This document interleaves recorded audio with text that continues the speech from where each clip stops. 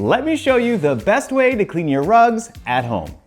Now the first step before we start cleaning anything is to find the right place where you can clean the rug. Now what you never want to do is clean your rug on top of a wood floor or even a laminate floor. Pretty much if a floor can't get wet, you don't want to clean your rug on top of it because we're going to use a lot of moisture and water here. And if any of that would seep through during the cleaning process or get trapped underneath the rug, it could cause damage to your floors. What I like to suggest is use an area like your garage or somewhere outside like your driveway, just lay down a tarp and roll your rug out and then you're good to go. The next step is to thoroughly vacuum the rug. And I might say this is the most important step throughout the entire clean that we're doing today. The reason being is we want to remove as much dry, easy dust and debris that's in the rug as possible before we get it wet. Now to do this, I like to vacuum the rug in a 360 pattern going each direction. That way I'm ensuring that I'm going to pull out as much of the hair and whatever else is in this rug.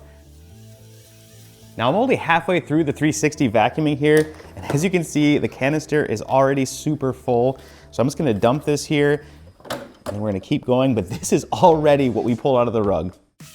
Something I say all the time about vacuuming is once you think you're done vacuuming, just go through and vacuum one more time. Especially if you have pets in the house and things, that hair likes to weave its way into the fibers, so just that one extra vacuum can really help pull out anything remaining in the rug, and it's gonna set your cleanup for success.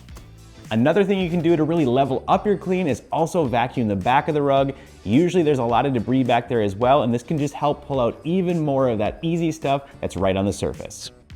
So this is everything we pulled out of this carpet, and again, I might sound repetitive here, but if we leave this in the rug and we get it wet, it just turns into a muddy mess, and again, it just makes the clean so much harder, so spend the time and vacuum.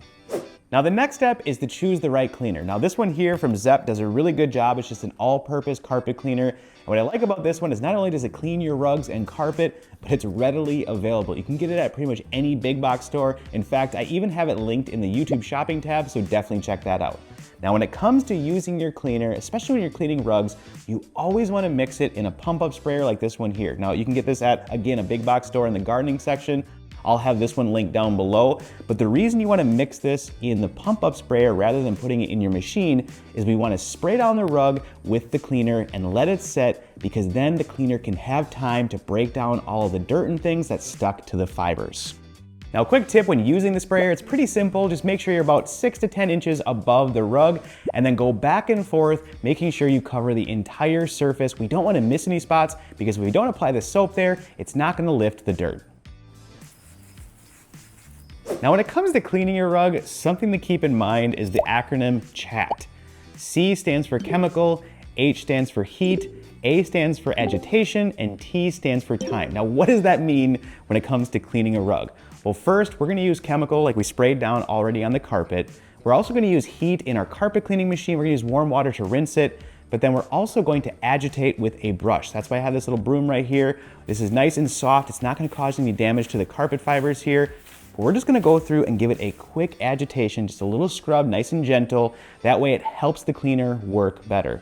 Now the other thing, part of that acronym, is time as well. Again, we wanna let our cleaners sit there and do their thing so it can loosen up everything from the carpet fibers. That way when we come through in a little bit with our next step, we can flush it all out. One thing I want to mention about today's clean is this is a synthetic rug, and the process we're using today is designed to clean a synthetic rug. Now let's say you have a wool rug at home or a natural fiber.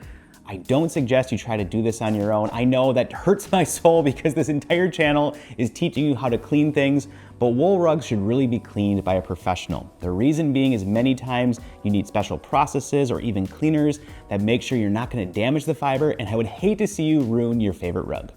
So now that we let our cleaner sit here for a bit, it's time to rinse and extract or suck out all the dirt and grime from the rug.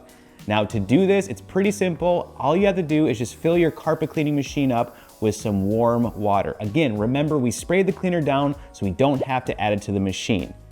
Then I like to just go back and forth at a slow pace, making sure I'm not going too fast. That way I'm ensuring that I'm sucking out as much of the dirt and debris, but also the soap as possible. That way I'm not gonna leave any residue behind. When it comes to picking a machine for this job, there is a variety of them on the market. Now the one I'm using today is this one here from Shark. It's the Carpet Expert and it does a really good job. I just like how easy it is to use. It's just like you're vacuuming. Now, if you want a more budget-friendly option, you can get one of those over at the big box store for around like $99. Those will work too, or you can even go to your grocery store and rent a carpet cleaning machine for this job. Now, I will say the most important thing though is you just want to make sure that the machine can do a good job rinsing and sucking out all that nastiness from the rug. Now, there's one question I always get when it comes to this job, and that is, Brandon, how will I know when I'm done rinsing the rug? Now, there's a few things I like to look out for here. The first is the waste tank on the carpet cleaning machine.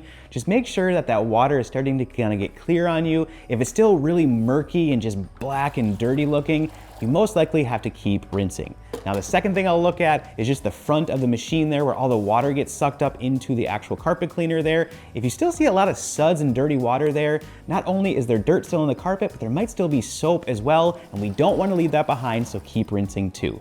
Now, the last thing that I always do when it comes to cleaning a rug, and sometimes even carpet, is do a white towel test. Now, this is super simple. All you need is a white towel. Just scrub it against the carpet that you just cleaned there. Now, when you look at it, if you still see dirt, you gotta keep flushing. But if there's no dirt left behind, you're good to go. Once you're done flushing the rug, the one thing I will say is if your machine has a dry only function, I do like to turn this on and go over the rug a few times. This just ensures that you pull out as much moisture as possible.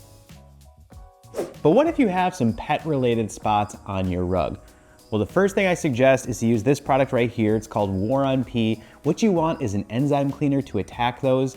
Sometimes it's a good idea though to just clean the rug, see how it cleans up from there, and then come through and specifically target those areas that are a problem. Now, sometimes after cleaning your rug, especially if you have pets in the house, it might even stink a little bit too, just because pet oils and things like that like to build up on the carpet. So sometimes it might be a good idea to clean your rug again. Just follow the same process if it's still really bad. And you can also use the War on P as a deodorizer. You can just mist that on the carpet after cleaning, and it will help neutralize the odors. The final step after the rug is nice and clean is to get it dry as quickly as possible. The first thing I like to do is set up some fans and get some good airflow over the surface of the rug. That way the moisture can start to evaporate. Now, another thing just to keep in mind when it comes to drying your rug, if it's super hot and humid outside, it is going to take forever. So maybe wait for a better day where it's nice and cool and everything can dry. And there you have it. Now you know the best way to get your rugs nice and clean at home.